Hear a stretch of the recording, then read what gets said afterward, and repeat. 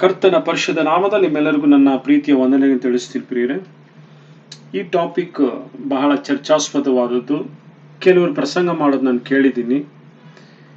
Birthday ಮಾಡಬಾರ್ದು, birthday ಸತ್ಯವೇದದ ಬೆಳಕಿನಲ್ಲಿ ಅದರ ಪ್ರಕಾರ ತಪ್ಪು, ನಾವು ಬರ್ತ್ಡೇಗೆ ಹೋಗಬಾರ್ದು, ದೇವ್ರ ಮಕ್ಕಳನ್ನ ಬರ್ತ್ಡೇ ಮಾಡ್ಕೋಬಾರ್ದು ಅಂತ ಹಲವರು ಹೇಳೋದನ್ನ ನಾನು ಕೇಳಿದ್ದೀನಿ. ಆದರೆ ಕ್ರೈಸ್ತರು ಬರ್ತ್ಡೇ ಸೆಲೆಬ್ರೇಟ್ ಮಾಡಬಹುದಾ ಅನ್ನೋ ಟಾಪಿಕ್ ಮೇಲೆ ನಾನು ಮಾತಾಡ್ತಾ ಇದ್ದೀನಿ. ಇದು ಒಂದು ಚರ್ಚಾಸ್ಪದವಾದದ್ದು. ನೀವು ತಮ್ಮನೇಲಿ ಓದಿರ್ತೀರಾ, ಕ್ರೈಸ್ತರ ಬರ್ತ್ಡೇ ಸೆಲೆಬ್ರೇಟ್ ಮಾಡಬಹುದಾ, ಕ್ಯಾನ್ ಕ್ರಿಸ್ಟಿಯನ್ ಸೆಲೆಬ್ರೇಟ್ ಬರ್ತ್ಡೇ ಅಂತ. ಹೀಗಿರುವಲ್ಲಿ ಈ ಬರ್ತ್ಡೇ ವಿಷಯ ನಾನು ಮಾತಾಡೋದಕ್ಕಿಂತ ಮುಂಚೆ ನಾನು ನಿಮಗೆ ಒಂದು ವಿಷಯ ಹೇಳೋಕ್ಕೆ ಇಷ್ಟಪಡ್ತೀನಿ. ಬರ್ತ್ಡೇ ಯಾರಿಗಿಷ್ಟ ಇಷ್ಟ ಇಲ್ಲ ಹೇಳಿ? ಎಲ್ರಿಗೂ ಇಷ್ಟ. ಬರ್ತ್ಡೇ ಬರುತ್ತಂದ್ರೆ ಮಕ್ಕಳೆಲ್ಲರೂ ಕಾಯ್ತಾ ಇರ್ತಾರೆ. ನೆಕ್ಸ್ಟ್ ತಿಂಗಳು ಬರ್ತ್ಡೇ ಅಂದರೆ, ಅಮ್ಮ ನನಗೆ ಈಗಲೇ ಈ ಡ್ರೆಸ್ ಬೇಕು, ಆ ಡ್ರೆಸ್ ಬೇಕು, ನನಗೆ ಪ್ಲಾಸ್ಟಿಕ್ ಕೇಕ್ ಬೇಕು, ನಾನು ಫೋಟೋ ಇಕ್ಕಿ ಬರ್ತ್ಡೇ ಕೇಕ್ ಕಟ್ ಮಾಡಬೇಕು ಅಂತ ಬಗೆಬಗೆಯಾದ ರೀತಿಯಲ್ಲಿ ಅವರು ಚರ್ಚೆ ಮಾಡ್ತಾ ಇರ್ತಾರೆ. ಫಸ್ಟ್ ಬರ್ತ್ಡೇ ಅಂತೂ ತಂದೆ ತಾಯಿಗಳು ಮುಗಿಲು ಮುಟ್ಟಿರುತ್ತೆ ಅವ್ರ ಸಂತೋಷ. ಆ ರೀತಿಯಾಗಿರುತ್ತೆ. ಕೆಲವರು 60ನೇ ಬರ್ತ್ಡೇ 70ನೇ ಬರ್ತ್ಡೇ ಅಂತ ಮಾಡ್ಕೋತಾ ಇರ್ತಾರೆ. ಇನ್ನು ಸೆಲೆಬ್ರಿಟಿಗಳಂತೂ ಗ್ರ್ಯಾಂಡ್ ಆಗಿ ಮಾಡ್ಕೊಳ್ತಾರೆ.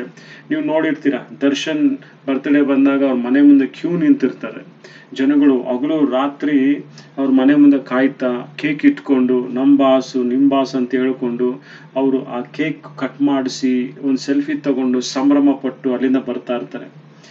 ಇದೇ ರೀತಿಯಾಗಿ ಸುದೀಪ್ ಜೊತೆಗೆ ಬೇರೆಯವ್ರ ಜೊತೆಗೆ ಹಲವರ ಜೊತೆ ನಡೀತಾ ಇರುತ್ತೆ. ಬರ್ತ್ಡೇ ಅನ್ನೋದು ಭೂ ಪ್ರಪಂಚದಲ್ಲಿ ಬಹಳ ಕಾಮನ್ ಆದಂತ ವಿಷಯ. ಅದು ತುಂಬಾ ಸಂಭ್ರಮ ಆಚರಣೆ ಒಳಗಾಗಿರುವಂಥದ್ದು.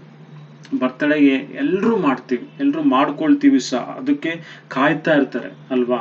ಹಾಗಾಗಿ ಅವ್ರ ಗರ್ಲ್ ಫ್ರೆಂಡ್ನ ಇಂಪ್ರೆಸ್ ಮಾಡೋದಕ್ಕೋಸ್ಕರ ಬಾಯ್ ಫ್ರೆಂಡ್ ಬರ್ತ್ಡೇ ಎದುರು ನೋಡ್ತಾ ಇರ್ತಾರೆ, ಬಾಯ್ ಫ್ರೆಂಡ್ನ ಇಂಪ್ರೆಸ್ ಮಾಡೋದಕ್ಕೆ ಗರ್ಲ್ ಫ್ರೆಂಡ್ ಎದುರು ನೋಡ್ತಾ ಇರ್ತಾರೆ, ಗಂಡ ಹೆಂಡತಿ ಬರ್ತ್ಡೇ ನೋಡ್ತಾ ಇರ್ತಾರೆ. ಈಗ ಹಲವು ಬಗೆಯಾದ ಬರ್ತ್ಡೇಗಳನ್ನ ನಾವು ನೋಡ್ತಾ ಇರ್ತೀವಿ. ಇರ್ಲಿ, ಪಕ್ಕಕ್ಕಿರಲಿ ಅದು.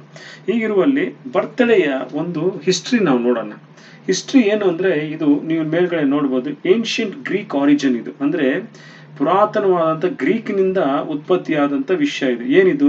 The ancient Greeks believe that round cakes often made with honey and nuts represented the moon and were offered to Artemis the moon goddess ಅಂತ ಹೇಳುತ್ತೆ. ಅಂದ್ರೆ ಈ ಕೇಕ್ ರೌಂಡ್ ಆಗಿ ಮಾಡಿ ಅದಕ್ಕೆ ಹನಿ ನಟ್ಸ್ ಎಲ್ಲ ಹಾಕಿದ್ರೆ ಅದು ಚಂದ್ರನನ್ನ ಪ್ರತಿನಿಧಿಸುತ್ತೆ, ಮತ್ತೆ ಇದು ಅರ್ಥಿಮಾಯಿಗೆ ಇದು ಅರ್ಪಿತವಾಗುತ್ತೆ ಅಂತ ಹೇಳ್ತೇನೆ. ಅರ್ಥಿಮಾಯಿಸ್ ಅನ್ನೋ ದೇವತೆಗೆ.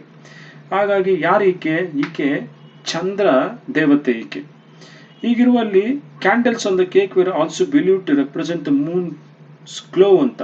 ಕ್ಯಾಂಡಲ್ ಏನ್ ಇಡ್ತೀವೋ ಆ ಕೇಕ್ ಮೇಲೆ ಅದು ಚಂದ್ರನ ಬೆಳಕಿದೆಯಲ್ಲ, ಆ ಚಂದ್ರ ಕಾಂತಿ ಅದನ್ನ ಪ್ರತಿನಿಧಿಸುತ್ತೆ ಅಂತ ಹೇಳಲ್ಪಡುತ್ತೆ. ಹಾಗಾದ್ರೆ ಈ ನೆಕ್ಸ್ಟ್ ಏನು ಅಂತ ನಾವು ಗಮನಿಸಿದ್ರೆ, ಕನೆಕ್ಷನ್ ಟು ದ ಮೂನ್. ಏನಕ್ಕೆ ಅಂದ್ರೆ, ಇನ್ ಸಮ್ ಕಲ್ಚರ್, ಕೆಲವು ಸಂಪ್ರದಾಯದಲ್ಲಿ the round shape of the cake is link to the moon. ನಾವೇನ್ ರೌಂಡ್ ಶೇಪ್ ಅಲ್ಲಿ ಮಾಡ್ತೀವೋ ಅದು ಮೂನ್ಗೆ, ಚಂದ್ರನಿಗೆ ಲಿಂಕ್ ಇದೆ ಅಂತೆ. And the candles are seen as a representative of the moon glows ಅಂತ. ಆ ಕ್ಯಾಂಡಲ್ಸ್ ಏನಿದೆಯೋ ನಾವು ಇಟ್ಟು ಉಫ್ ಅಂತ ಊದ್ತೀವಲ್ಲ, ಅದೆಲ್ಲವೂ ಸಹ ಚಂದ್ರನ ಕಾಂತಿಯನ್ನ ಪ್ರತಿನಿಧಿಸುತ್ತಂತೆ. ಮತ್ತೆ ಸೆಂಡಿಂಗ್ ವಿಶಸ್ ಅನ್ನ ಗಮನಿಸಿದೆ ಅಂದ್ರೆ, there for during the cake cutting wishes are often sent to the moon ಅಂತ.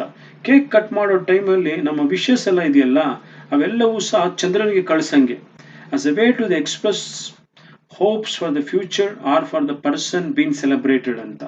ಅಂದ್ರೆ ಇದನ್ನ ಏನೇನು ಎಕ್ಸ್ಪ್ರೆಸ್ ಮಾಡುತ್ತೆ ಅಂದ್ರೆ, ಭವಿಷ್ಯದಲ್ಲಿ ಒಂದು ನಿರೀಕ್ಷಣೆ, ಮತ್ತೆ ಆ ಪರ್ಸನ್ ಯಾರು ಸೆಲೆಬ್ರೇಟ್ ಮಾಡ್ಕೊಳ್ತಾರೋ ಅವನ ವಿಷಯವಾದದ್ದು ಇದು ಅಂತ ಇದು ನಾವು ನೋಡ್ತೀವಿ. ಇದು ಸಂಕ್ಷಿಪ್ತವಾಗಿ ಒಂದು ಚರಿತ್ರೆಯ ಕುರಿತು ಮಾತಾಡುತ್ತೆ. ಸರಿ, ಹೀಗಿರುವಲ್ಲಿ ಈ ಕೇಕ್ ಕಟ್ಟಿಂಗ್ ಅನ್ನು ನೋಡಿದ್ವಿ, ಬರ್ತ್ಡೇ ವಿಶಸ್ ಹಿಸ್ಟ್ರಿ ನೋಡಿದ್ವಿ. ನಾನು ಸಹ ಒಂದು ಟೀನೇಜ್ ಅಲ್ಲಿ ಇರ್ಬೇಕಾದಾಗ ಟ್ಯೂಷನ್ಗೆ ಹೋಗ್ತಿದ್ದೆ. ನಮ್ ಟ್ಯೂಷನ್ ಮೇಡಮು ಬಹಳ ಸಂಪ್ರದಾಯಸ್ಥರವರು, ಅವರು ಲಿಂಗಾಯತರವರು. ಹೀಗಿರುವಲ್ಲಿ ಅವ್ರೇನ್ ಮಾಡ್ತಿದ್ರು ಅಂದ್ರೆ, ಬರ್ತ್ಡೇ ಕೇಕ್ ಎಲ್ಲ ಕಟ್ ಮಾಡ್ತಿರ್ಲಿಲ್ಲ. ಅವರು ತುಂಬಾ ಸಂಪ್ರದಾಯವಾಗಿ ದೀಪ ಹಚ್ಚಿ, ಆಮೇಲೆ ಮನೇಲಿ ಏನ್ ಬೇಕು ತಿಂಡಿ ತಿನಿಸುಗಳನ್ನ ಮಾಡ್ಕೊಳ್ಳೋರು. ಒಂದ್ ದಿವಸ ನನ್ನನ್ನು ಕೇಳಿದ್ರು, ಅದೆಂತನೋ ಬರ್ತ್ಡೇ ಕೇಕ್ಗೆ ಕ್ಯಾಂಡಲ್ ಅಂಟಿಸ್ಬಿಟ್ಟು ಊದೋದು, ಬೆಳಕನ್ನ ಯಾರನ್ನ ಆರಿಸ್ತಾರ ಅಂಟಿಸ್ಬಿಟ್ಟು? ಬೆಳಕನ್ನ ಹಚ್ಚಬೇಕು, ಬೆಳಕನ್ನ ಆರಿಸಬಾರ್ದು ಅಂತ ಹೇಳಿದ್ರು. ನನಗೂ ಇದು ಲಾಜಿಕ್ ಅನಿಸ್ತು. ಹೌದಲ್ವಾ, ನಾವು ಬೆಳಕನ್ನ ಯಾಕೆ ಆರಿಸ್ಬೇಕು, ಬ್ಲೋ ಮಾಡಿ ಯಾಕೆ ಅದನ್ನ ನಾವು ಕೇಕ್ ಕಟ್ ಮಾಡಬೇಕು ಅನ್ನಿಸ್ತು. ಇದು ನೀವು ಸಹ ಆಲೋಚನೆ ಮಾಡಿ. ಹೀಗಿರುವಲ್ಲಿ ಹಾಗಾದ್ರೆ ಬೈಬಲ್ ಟೀಚಿಂಗ್ ಏನ್ ಹೇಳುತ್ತೆ? ಬೈಬಲ್ ಟೀಚಿಂಗ್ ಅನ್ನು ನಾವು ಗಮನಿಸಿದ್ದೆ ಆದ್ರೆ ಯಾತಕ್ಕಾಗಿ ಈ ಕಾಂಟ್ರವರ್ಸಿ ಬಂತು ಅಂತ ನಾವು ಗಮನಿಸಿದ್ದೆ ಆದ್ರೆ ಜೆನೆಸಿಸ್ 40:20 ನಾವಿಲ್ಲಿ ನೋಡ್ಬೋದು. On the third day which was Pharaoh's birthday he made a feast for all his servants and lifted up the head of chief bearer and the head of the chief baker among his servant ಅಂತ ಹೇಳ್ತಾರೆ, among his servants. ಅಂದ್ರೆ ಆ 3ನೇ ದಿವಸದಲ್ಲಿ Faroe birthday ಇತ್ತು, ಹಾಗಾಗಿ ಒಬ್ಬನ ತಲೆ ಕಡಿದ್ರು, ಹಾಗಾಗಿ ನಾವು ಬರ್ತ್ಡೇ ಮಾಡಂಗಿಲ್ಲ, ಅದು ಅಪಶಕುನ ಅಂತ ಹೇಳ್ತಾರೆ. ಮತ್ತೆ ಮತ್ತಾಯನ ಬರೆದ ಸುವಾರ್ತೆ 14ನೇ ಅಧ್ಯಾಯದ 6ನೇ ವಚನದಲ್ಲಿ ಹೇಳ್ತಾನೆ, when Herod's birthday came, the daughter of Herodias danced before the company and pleased Herod ಅಂತ ಹೇಳ್ತಾರೆ. ಹಾಗಾಗಿ ನಮಗ್ ಗೊತ್ತಿನ ನೆಕ್ಸ್ಟ್ ಅವಳು ಏನ್ ಕೇಳ್ಕೊಂತಾಳೆ, ಆ ಸ್ಥಾನಿಕನಾದ ಯೋಹಾನ ತಲೆಯನ್ನ ಕೇಳ್ತಾಳೆ, ಅವನು ಇಲ್ಲ ಅಂತ ಹೇಳಕ್ಕಾಗಿ ತರ್ತಾನೆ. ಹಾಗಾಗಿ ಬರ್ತ್ಡೇ ನಾವು ಮಾಡಂಗಿಲ್ಲ ಅಂತ ಈ 2 ಬೆಳಕಿನಲ್ಲಿ ಅವರು ಇದು ಮಾಡ್ತಾರೆ. ಹಾಗಾದ್ರೆ ನಾವು ಬರ್ತ್ಡೇ ಮಾಡಂಗಿಲ್ವಾ? ನಿಜವಾಗ್ಲೂ 2 ವಾಕ್ಯದ ವಿಚಾರದ ಮೇಲೆ ನಾವು ಬರ್ತ್ಡೇ ಮಾಡಕ್ ಆಗಲ್ವಾ ಅಂತ ನಾವು ಗಮನಿಸಿದ್ದೆ ಆದ್ರೆ ಹಂಗಲ್ಲ ಪ್ರಿಯರೇ. ಯಾವ್ದು 2 ಕಾಂಟೆಕ್ಸ್ಟ್ ಇಟ್ಕೊಂಡು ಮಾಡಕ್ಕಾಗಲ್ಲ. ನೀವು ಗಮನಿಸಿದ್ದೆ ಆದ್ರೆ ಅಲ್ಲಿ ಜೆನೆಸಿಸ್ 40:20 ನಾವು ಒಂದು ವಿಷಯವನ್ನು ಓದಿದ್ವಿ. ಏನಂತ, ಅವನು 3ನೇ ದಿವಸದ ಫಾರೋನ ಬರ್ತ್ಡೇ ಟೈಮಲ್ಲಿ ಈ lifted the head of the chief baker and the head of the chief baker among his servants ಅಂತ ಹೇಳ್ತಾನೆ. ಹಾಗಾಗಿ ಅಲ್ಲಿ ಒಬ್ಬನ ತಲೆ ಕಡಿಯಲ್ಪಡ್ತು, ಒಬ್ಬನ ತಲೆ ಉಳಿಯಲ್ಪಡ್ತು. ಈಗಿರ್ಬೇಕಾದಾಗ ಅಲ್ಲ, ಒಬ್ಬ ಸರಿನೂ ಆಯ್ತು, ಒಬ್ಬನು ಒಳ್ಳೇದು ಆಯ್ತು. ಆದಾಗ ಬರ್ತ್ಡೇಯಲ್ಲಿ ನೆಗೆಟಿವ್ ಇದೆ, ಪಾಸಿಟಿವ್ ಇದೆ, ಅದು ನಮಗ್ ಬೇಡ. ಹಾಗಾಗಿ ಈ ಬೆಳಕಿನಲ್ಲಿ ನಾವು ಬರ್ತ್ಡೇ ಮಾಡ್ಕೋಬಹುದಾ ಅಂದ್ರೆ ಖಂಡಿತವಾಗಿ ಮಾಡ್ಕೋಬಹುದು. ಇದನ್ನ ಕಾಂಟೆಕ್ಸ್ಟ್ ಎಲ್ಲ ನಾವು ತಗೊಳ್ಳೋದ್ರಲ್ಲಿ. ಹಾಗಾದ್ರೆ ಏನು ಅಂತ ಹೇಳಿದ್ರೆ ನಾವು ಬೈಬಲ್ ರೆಫರೆನ್ಸ್ ನೋಡೋಣ.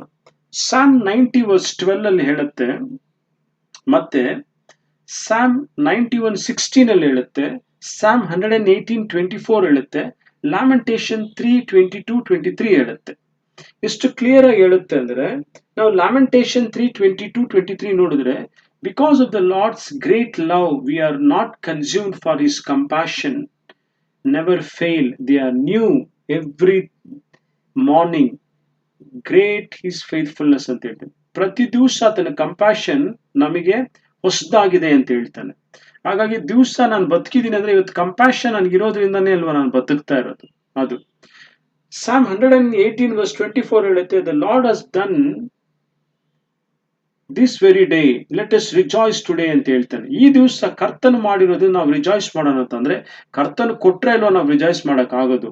ಅದು ಸಾಮ್ 91:16 ಹೇಳುತ್ತೆ, with long life and I will satisfy him and show him my salvation ಅಂತ ಹೇಳ್ತಾನೆ. ದೀರ್ಘ ಕಾಲವನ್ನ ಆಯುಷ್ಯ ನಾನು ಆತನ ಕೊಡ್ತೀನಿ, ಆತನ ತೃಪ್ತಿ ಪಡಿಸ್ತೀನಿ, ಯಾಕಂದ್ರೆ ನಾ ಆತನ ಪ್ರೀತಿಸ್ತೀನಿ, ಮತ್ತೆ ಆತನ ರಕ್ಷಣೆಯನ್ನು ತೋರಿಸ್ತೀನಿ ಅಂತ ಹೇಳ್ತಾನೆ. ಮತ್ತೆ ಇಂಪಾರ್ಟೆಂಟ್ ಆಗಿ ಸಾಮ್ 90:12 ಹೇಳುತ್ತೆ, teach us to number our days that we may gain a heart of wisdom ಅಂತ ಹೇಳ್ತಾರೆ. ನಮ್ಮ ದಿನಗಳನ್ನು ಎಣಿಸೋದಕ್ಕೆ ನಮಗೆ ಕಲಿಸಿಕೊಡು ಕರ್ತನೆ, ನಮಗೆ ದ ಹಾರ್ಟ್ ಆಫ್ ವಿಸ್ಡಮ್ ಬರೋದಕ್ಕೆ ಅಂತ ಹೇಳ್ತಾನೆ. ಹಾಗಾಗಿ ಇವೆಲ್ಲವೂ ಸಹ ಏನ್ ತೋರಿಸುತ್ತೆ ಅಂದ್ರೆ, ಕರ್ತ ಬಹಳ ಫೇತ್ಫುಲ್ ಆಗಿದ್ದಾನೆ. ಹಾಗಾಗಿ ದಿವಸ ನಮಗೆ ಕಂಪ್ಯಾಷನ್ ಕೊಡ್ತಾನೆ, ಎವ್ರಿ ಮಾರ್ನಿಂಗ್ ಅದು ಹೊಸದಾಗಿದೆ. ಮತ್ತೆ ನಮ್ಗೆ ದಿವಸಗಳು ಎಣಿಸೋದಕ್ಕೆ ದಿನಗಳನ್ನ ಕೂಡಿಸಿ ಕೊಡ್ತಾ ಇದ್ದಾನೆ. ಮತ್ತೆ ಈ ದಿವಸ ಕರ್ತನು ಮಾಡಿರೋದ್ರಿಂದ, ನಾನು ಬದುಕಿರೋದ್ರಿಂದ ನಾನು ಈ ಬರ್ತ್ಡೇ ಆಚರಿಸ್ಕೊಳ್ತಾ ಇದ್ದೀನಿ ಅಂತ. ಬರ್ತ್ಡೇ ಅಂದ್ರೆ ತಿಂದು ಕುಡ್ದು, ಏನೋ ಮಚ್ಚ ಬರ್ತ್ಡೇ ಪಾರ್ಟಿ ಇಲ್ವಾ, ನಡಿ ಹೋಗೋಣ, ತಿಂದು ಕುಡ್ದು ಎಲ್ಲೋ ಬಿದ್ದೋಗ್ಬಿಡೋದು, ಪಬ್ಬಲ್ಲಿ ಪಾರ್ಟಿಯಲ್ಲಿ ಏನೇನ್ ಬೇಕೋ ಅದೆಲ್ಲ ಮಾಡ್ಕೊಳ್ಳೋದು, ಹಂಗಲ್ಲ.